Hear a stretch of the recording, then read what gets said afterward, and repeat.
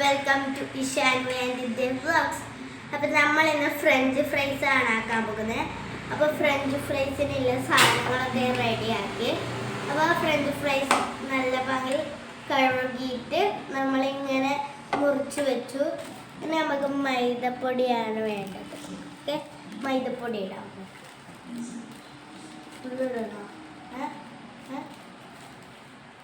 അപ്പോൾ കുറച്ച് മൈദപ്പൊടി, അത് കഴിഞ്ഞിട്ട് നമുക്ക് മുളക് പൊടി ഇടാം. ഗൈസ്, നമ്മൾ കുറച്ച് മുളക് പൊടി ഇടുന്നുണ്ട്, ബിക്കോസ് എരിവ് എനിക്ക് അത്ര ഇഷ്ടമല്ല.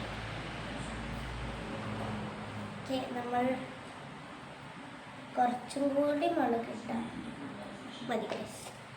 പിന്നെ നമുക്ക് ഉപ്പ് വേണം, ഉപ്പിടാം. ഇങ്ങനത്തെ ഒരു ജാറിലാണുള്ളത്. അപ്പോൾ നമുക്ക് എടുക്കാം.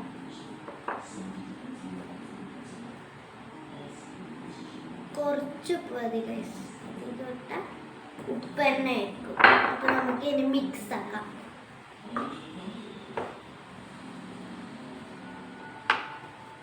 അപ്പോൾ നമുക്ക് ഫ്രഞ്ച് ഫ്രൈസ് ആക്കാനേ അറിയൂ, വേറെ അങ്ങനെ അറിയില്ല.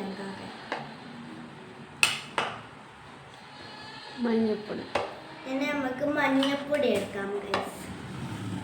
ഒരു മിനിറ്റ് ഗൈസ്.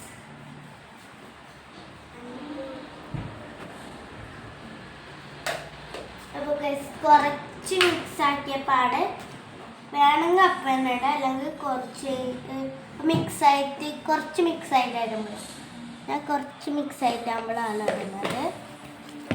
നമുക്കിത് നല്ലതുപോലെ മിക്സ് ആക്കണം. ഇപ്പം നിങ്ങൾക്ക് എന്തെങ്കിലും കുറവുണ്ടെങ്കിൽ അപ്പം നിങ്ങൾക്ക് ആഡ് ചെയ്യാം, പ്രശ്നമില്ല.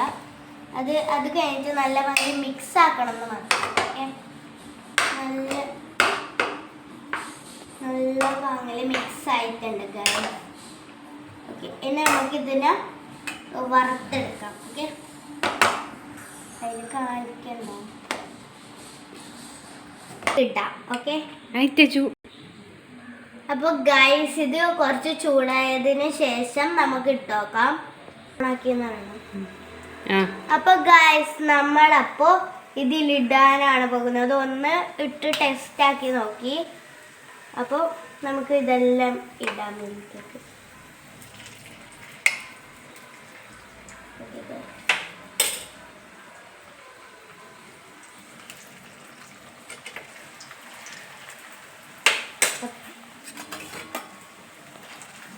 അപ്പോൾ എല്ലാം ഒരു സൈഡിലേക്ക് വരണം.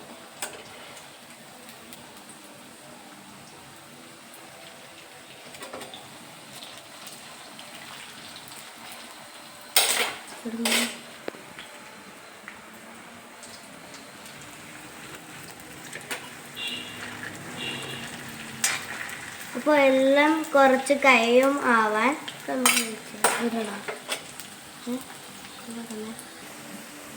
അപ്പോൾ ഗൈസ് ഇത് കുറച്ചാവാനായി, നമുക്കൊന്ന് മിക്സ് ആക്കണം. അപ്പോൾ നിങ്ങൾ വിചാരിക്കുന്നുണ്ടോ ഇതെന്താ ഓറഞ്ച് കളറ്? അപ്പോൾ കുറച്ച് മഞ്ഞപ്പൊടി ഇട്ടായിരുന്നു എണ്ണയിൽ. അല്ല, നേരത്തെ ഇത് കഴുകാൻ വെച്ചപ്പോൾ കുറച്ച് മഞ്ഞപ്പൊടി ഇട്ട് വെച്ചായിരുന്നു. അതിനുശേഷം നേരെ കഴുകിയതിന് ശേഷം ആദ്യം ഇവിടെ മഞ്ഞപ്പൊടി ഇട്ടായിരുന്നു കളറ്. Okay guys,